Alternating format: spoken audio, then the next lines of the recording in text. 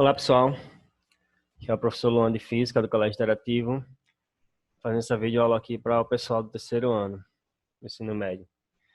Tá? A gente concluiu o capítulo 1 desse módulo 19, que era a parte lá de potencial elétrico e energia potencial elétrica. Agora a gente vai entender alguns fatores elétricos aí dos circuitos, tá? Que esse capítulo 2 se trata da corrente elétrica e das leis de Ohm, tá? Bem, o primeiro conceito que a gente vai entender aqui da eletricidade é o seguinte: a gente está falando de cargas, tá? E a única carga que a gente consegue movimentar facilmente é o elétron. Então, a gente vai tratar do movimento desses elétrons. Bem, isso é a própria definição de corrente elétrica, tá? É um fluxo ordenado de elétrons. Tá? Isso é a definição de corrente. Um fluxo ordenado de elétrons. Porque os elétrons estão sempre se movimentando. Tá? Mas quando a gente tem uma ordem, um fluxo direcionado, aí eu tenho, assim, uma corrente elétrica. Tá? Lembrando, a gente sabe que esse movimento é o elétron, porém, a gente vai adotar o sentido contrário do movimento dele. Tá? Isso facilita alguns cálculos que a gente adotou, assim, a física adotou esse referencial para facilitar os cálculos elétricos. Tá? Que é como se fosse o seguinte: o elétron está indo para a direita aqui, e é como se a gente entendesse que os prótons estão indo para a esquerda, mas eles não estão se movimentando, tá? É só uma questão de referencial. Beleza? Então a corrente para a gente vai do mais para o menos. Tá? E como é que a gente calcula essa corrente elétrica? Bem, a intensidade média da corrente, né? A corrente elétrica é representada pela letra I. Tá? Depende de quanta carga que passou no tempo que passou para levar essa carga. Tá? Então, se eu pegar aqui uma seção transversal aqui, ó, desse fio, tá? Estou analisando essa áreazinha aqui. O quanto de carga que passou por essa área por tempo da corrente. Tá? A carga é medida em Coulomb, a gente já viu isso, e o tempo é medido em segundos. Coulomb por segundo dá uma outra grandeza física agora que a gente vai conhecer como ampere. Tá? Então, 1 ampere significa que é 1 coulomb por segundo. 10 amperes, 10 coulombs de carga por segundo. Beleza? Então, analisando o gráfico, tá, da corrente, nós podemos traçar aqui os eixos da corrente pelo tempo. A área sobre essa reta aqui que eu tenho, no intervalo de tempo que eu quero, lógico, né? Pode ser um intervalo completo ou apenas um pedaço. A área sobre esse gráfico dá justamente a variação de carga lá, né? Quanto de carga que passou naquela secção. Certo? Então, isso aqui, ó, numericamente igual, a carga é numericamente igual à área sobre o gráfico aqui, ó, I por T. Certo? Então, o tempo vai passando, a corrente pode se manter constante, né? Aí a gente calcula pela média aqui, ou, se ela variar, eu consigo calcular através do gráfico. Ok? Outra coisa que no circuito elétrico a gente vai utilizar bastante após entender a corrente e saber calcular ela, é entender a lei dos nós, tá? Ou a lei de Kirchhoff, tá? A primeira lei de Kirchhoff. Lei dos nós fica mais fácil de pronunciar, né? Que é o seguinte: a gente vai observar aí que as grandezas elétricas, elas são conservativas, tá? Elas mantêm o valor lá, se conservam. Eu posso somar tudo que no final dá um valor conservativo, que eu tenho no começo, vou ter no fim, assim sucessivamente. Tá? Tratando de circuitos. Então, essa lei de nó diz o seguinte: tá? Em qualquer nó de um circuito elétrico, a soma das intensidades das correntes elétricas que chegam a ele é igual à soma das intensidades de correntes que saem dele. Então, em um nó, o que entra é igual ao que sai. Porque eu posso ter vários caminhos para um circuito elétrico. Tá? Aqui, esse ponto aqui seria o nó. Eu tenho vários caminhos aqui, tá? Isso aqui representaria a fiação do meu circuito, tá? O condutor do meu circuito. Então aqui, nesse nó, o que é que está acontecendo nesse nó? I1 e I2 estão se encontrando aqui, certo? Então eles estão entrando aqui no nó e está saindo I3. Então I3 vai ser igual a I1 mais I2. Tá? Isso para qualquer situação, para qualquer nó que você imaginar. Isso é uma lei. Lembre, na física, quando se trata de lei, é porque aquilo sempre vai acontecer nos parâmetros lá que a gente adotou para esse estudo, certo? Então, essa lei aqui sempre vai acontecer no circuito. Tá? Então, analisa aqui esse outro nó. O que é que eu tenho aqui nesse nó? Tenho esse vindo para cá, esse aqui. I1 I2 e I3, se encontrando nesse nó, certo? Então, saindo aqui eu tenho I4. Então, I4 é igual a I1 mais I2 mais I3. Tá? Nesse outro nó aqui, eu tenho I1. Saindo eu tenho I2 e I3. Então, I1 é igual a I2 mais I3. Tá? Então, sempre para qualquer nó, não importa a quantidade que eu tenho aqui, tá? De corrente entrando ou saindo, a que entra vai ser igual a que sai. Certo?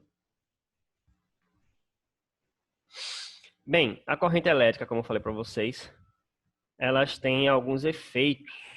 Ela tem alguns efeitos, tá? Dependendo da situação a ser colocada, ela tem alguns efeitos diferentes. Então, o primeiro, que é o que a gente percebe, tá, facilmente, que é o efeito térmico, tá? Conhecido como efeito Joule, que é dissipar energia em forma de calor. Então, as coisas esquentam quando eu passo corrente elétrica. Você pode ver isso no seu carregador de celular, no seu notebook, no seu computador, seja lá o que for. Usou da eletricidade, normalmente as coisas esquentam, ela perde um pouquinho dessa energia através da forma de calor, tá? Isso é ruim quando a gente não quer usar do calor. Mas se eu quero usar o calor para uma vantagem minha, aí ele é muito bom. Por quê? Eu pego algum material que eu queira que esquente e uso ele de alguma forma. Um exemplo é o chuveiro elétrico, tá? Eu quero que ele esquente para esquentar minha água.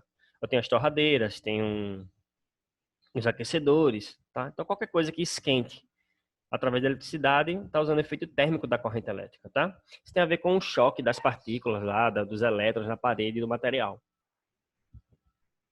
Outro efeito da corrente elétrica é o efeito químico, tá? Lembre que a eletricidade, os elétrons vêm lá de toda a base dos átomos, né? Isso que a gente analisou a estrutura atômica. Então, cada elemento químico tem uma estrutura atômica diferente, quantidade de prótons, de elétrons, todas essas coisas aí que vocês veem em química. Então, quando eu passar uma corrente elétrica, cada material, tá, vai se decompor de uma maneira diferente, porque eles têm camadas eletrônicas diferentes. Tá? Então, consigo separar materiais, tá? Conhecido como eletrólise, tá? A gente consegue fazer separação de substâncias através da corrente elétrica, tá? Isso é mais usado em química. Um efeito que a gente usa bastante também é o efeito luminoso, tá? As lâmpadas é um exemplo disso, né? A gente usa a corrente elétrica e a gente consegue gerar luz. Essa energia elétrica transformada em energia de radiação, tá? Só que dependendo da forma que essa corrente é passada, ela pode ser mais proveitosa ou não, tá? Uma forma proveitosa que a gente descobriu é passar por um gás rarefeito, tá? Que são as lâmpadas fluorescentes, tá? A incandescente é diferente, a eletricidade está passando pelo próprio fio, tá? A gente consegue gerar luminosidade, mas não tão potente quanto a fluorescente, tá? Tem muito desperdício da incandescente através do calor, efeito Joule. Eu não quero que a lâmpada aqueça, né? Eu quero que ela ilumine. Então a gente começou a criar lâmpadas com gás, né, rarefeito, que quando a corrente elétrica passa por ele, tá, a gente consegue agitar o elétron, tá, mudar a composição lá da estrutura da camada eletrônica dele, ele armazena energia. Com isso ele libera energia, essa energia é liberada em forma de luz. Esse aí é o efeito luminoso da corrente elétrica. Efeito fisiológico. Bem, eu não sou muito bom assim em biologia, mas boa parte dos animais que existem na natureza, eles movimentam os músculos através de corrente elétrica, tá? Sinal elétrico. Então, nosso cérebro, a gente mesmo, tá?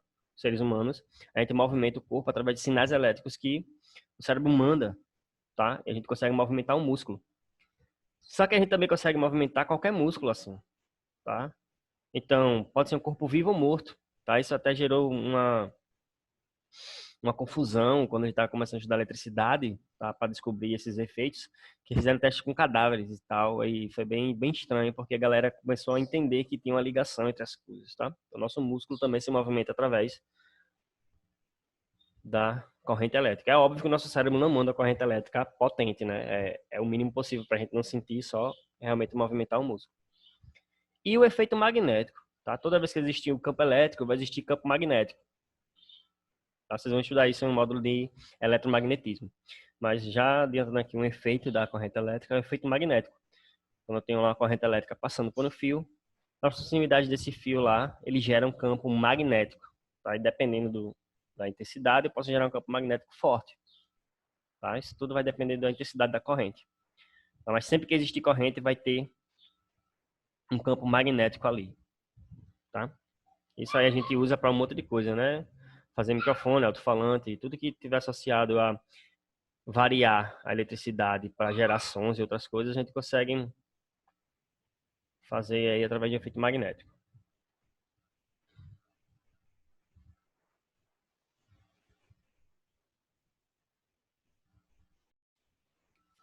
Bem, entendemos aí a grandeza física da eletricidade aí, que é a corrente elétrica. Agora a gente vai entender outra grandeza importante aí, que é a potência e a energia elétrica, tá? Vocês lembram de outros assuntos de física que a gente sempre usou da potência também, né? Toda vez que envolvia energia, tá? A gente pode calcular a potência, porque a potência nada mais é o quanto de energia que está sendo usada por tempo, tá? Potência é energia por tempo, tá? Também a gente pode associar com o trabalho. Existe associação entre trabalho e energia, para quem lembra do primeiro ano, tá? Então, potência é trabalho, ou energia, por tempo. Trabalho é medido em joule, o tempo é medido em segundos. Então, um joule por segundo também é uma unidade conhecida que a gente sabe aí que é o watt, tá? Um joule por segundo é um watt. 100 watts, 100 joules por segundo, tá? Mas como um segundo é um tempo muito curto de utilização de algum dispositivo elétrico, e o joule é uma quantidade muito pequena de energia, a gente usa os outros múltiplos, tá? Desse valor aí, que é o quilowatt-hora. Tá? Um joule de energia é muito pequeno. Então a gente usa aqui o quilowatt-hora. Para quem tiver interesse aí, tem na sua continha de energia, você pode calcular aí o quanto que você gastou, sabendo lá a potência do seu aparelho, em quanto tempo você usou ele, né? Por que quilowatt vezes hora? Porque eu não quero saber a energia que eu trabalho. Então o tempo que está dividindo passa multiplicando. Potência, watt, a gente multiplicou pelo quilo, que o quilo é 1000, lembre disso. 1 quilo de qualquer coisa é 1000 essa coisa. Então, kilowatt são 1000 watts. Tá? Quilowatt hora, o tempo que a gente vai utilizar agora não vai ser mais os segundos aqui para calcular a energia elétrica. Isso é a hora, porque normalmente a gente usa os dispositivos elétricos por tempo bastante aí para calcular em hora, também somando o mês todinho, né? Então, quilowatt hora vai ser a medida de energia elétrica, tá? Tá aqui, 1 kW tem 1000 watts e 1 hora tem 3.600 segundos, se você quiser converter de volta aqui para a equação fundamental. Só que a gente vai tirar um pouco essas grandezas aí que não faz parte da eletricidade, por exemplo, como aqui o tempo. Tá? O tempo a gente utiliza, mas não, o tempo não é uma grandeza elétrica. E a gente vai começar a associar a potência só grandezas elétricas. Então aqui, potência e energia elétrica, vamos usar só de termos e fatores elétricos aqui para calcular essas coisas, tá? Então aqui, ó, eu tenho aqui um bipolo elétrico, tá? São dois polos, um positivo e um negativo. Então a corrente está vindo para cá, né? Nesse sentido, atravessando esse bipolo aqui. Então o que é que vai acontecer? Eu tenho uma diferença de potencial entre esses pontos, certo? Então representa a diferença potencial pela letra U, tá? E eu tenho a corrente. Eu consigo calcular a potência. A potência não tem a ver com energia e com tempo. A gente viu que a diferença de potencial está também relacionada à energia potencial elétrica. E viu que a corrente é a carga por tempo. Então, eu consigo relacionar esses fatores diretamente com a potência. Então, tem aqui que a potência é a diferença de potencial vezes a corrente. Tá? Então, eu elimino aqui o tempo e uso só fatores elétricos. Potência elétrica, diferença de potencial elétrico e corrente. Tá? Potência medida em watts. Diferença de potencial, né? O potencial elétrico é medida em volt. E a corrente lá é medida em ampere, o Azinho. Tá? Então, aqui é a fórmula da potência para só usando fatores elétricos aí. Detalhe, né? A partir dessa aqui que deriva as outras fórmulas de potência. Porque se você sabe isolar a diferença potencial, você acha outra. Se você sabe o que é a corrente, você acha outra fórmula, tá? Isso aí a gente vai aprender com o tempo. Outra grandeza elétrica, tá? Resistência elétrica e os resistores, tá? É o seguinte, toda vez que a eletricidade passa por um material, esse material resiste a essa passagem da corrente, ela dificulta essa passagem, tá? Ela não quer permitir que a corrente passe, a carga passe, tá? O quanto que ele dificulta isso é justamente a resistência elétrica. Então, tem materiais que conduzem bem a eletricidade, tem materiais que não conduzem bem a eletricidade. São os condutores isolantes, que têm resistência alta e resistência baixa. Então, por exemplo, os metais estão sempre no topo das listas, né, que a gente trabalha aí. Então, os metais são os melhores condutores de eletricidade, tá? Então, ele tem uma resistência baixa, tá? O material que tem resistência alta, a borracha, o plástico, tá? A eletricidade não passa facilmente por eles, certo? Então, a resistência é isso. O que seria um resistor? Um resistor tem exatamente a função de dificultar a passagem da corrente, tá? Todo dispositivo, para poder funcionar, ele tem uma espécie de resistor, tá? Porque a eletricidade vai passar, vai dissipar energia, e isso acaba gerando uma resistência.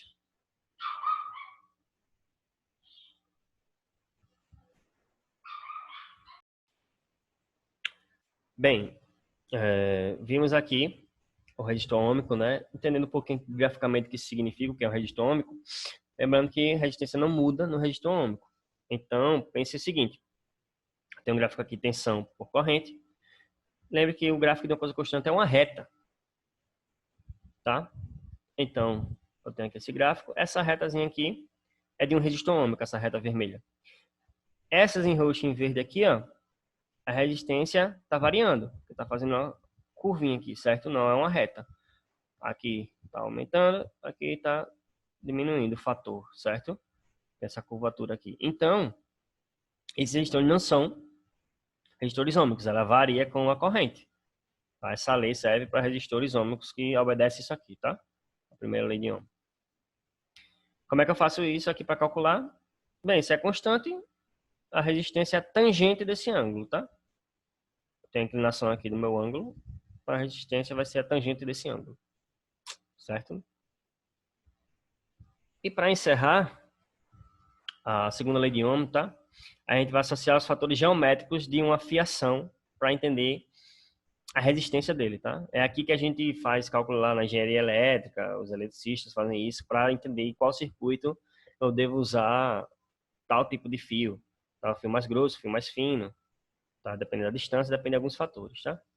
Essa é a segunda lei de Ohm. Imagine o seguinte, eu quero transportar a carga de um ponto a outro desse fio, certo?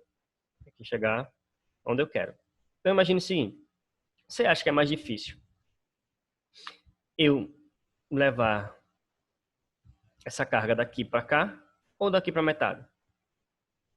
Lembre, as paredes lá, a resistência é a oposição à passagem da carga. É mais fácil levar o tamanho todo ou a metade? Mais fácil levar a metade, né? Então, o tamanho do fio até onde eu vou carregar essa carga, carregar no sentido de levar, tá? Isso óbvio, teoricamente, né? Eu não estou levando a carga, vocês entenderam. Isso aí é o movimento dela espontâneo pela diferença potencial, tá? Então, é mais fácil eu levar metade aqui. Então, o comprimento é importante. No fator geométrico, o tamanho do fio, tá? O comprimento do fio. Então, quanto maior o tamanho, maior é a resistência. Então, ele é um fator diretamente proporcional aqui, o L, ó. Comprimento do fio, certo? Bem, outra coisa, depende do material, tá? A prata tem uma resistência, o ouro tem uma resistência, tá? A pele humana tem outra resistência, então depende do material. Então, se depende do material, tem uma constantezinha aqui do material, tá? Essa constante é chamada de resistividade do material. Que a letra grega aqui é um P estranho, é o Rho, tá? Letra grega Rho. Também, quanto maior for a resistividade do material, maior a resistência. Então, também aqui, ó, diretamente, multiplicando os dois, tá? Agora, imagine aqui essa seção transversal aqui, ó, essa areazinha aqui do fio que eu tenho, tá? Por ter aqui o fio, tem essa seção aqui dele. Imagine o seguinte, imagine uma porta, tá? A porta seria essa seção aqui transversal do fio. Você acha que, imagine agora a carga como pessoas. Quanto mais pessoas passar na porta, maior vai ser a aglomeração ali, certo? Mas, se eu tiver a mesma quantidade de pessoas e aumentar o tamanho dessa porta, fica mais fácil para as pessoas passarem, não é isso? Então, fazendo analogia com a carga e a resistência, quanto mais grosso for o fio, tá? Menor é a resistência, porque fica mais fácil para as cargas passarem, tem menos choque entre as paredes e as próprias cargas, tá? Então tem menos atrito, assim a resistência é menor. Então, se é inversamente proporcional, eu tenho aqui uma divisão. Quanto maior a área, menor a resistência. Tá? E essa é a segunda lei de Ohm através da fiação aqui com fatores geométricos. Tá? A resistência é ρ vezes L sobre S. Tá? Essa aqui é a área aqui, a seção transversal, tá? Okay? A unidade de medida de resistividade, tá? É só, lembre que para achar a unidade de medida de uma constante, eu faço o princípio inverso aqui, né? Só usar o princípio inverso aqui da equação e encontrar. Resistência em ohm, a área é metro quadrado, comprimento é em metro. Metro quadrado por metro, sobra o metro. Então, a resistividade é ohm vezes metro, tá? Então, espero que tenham conseguido entender aí. Bem, espero que tenham entendido aí, tá? Estudem. Esse aí vai ser o assunto da nossa provinha bimestral em momentos futuros. Em breve estarei postando exercício aí para vocês, tá? Fazendo sozinhos.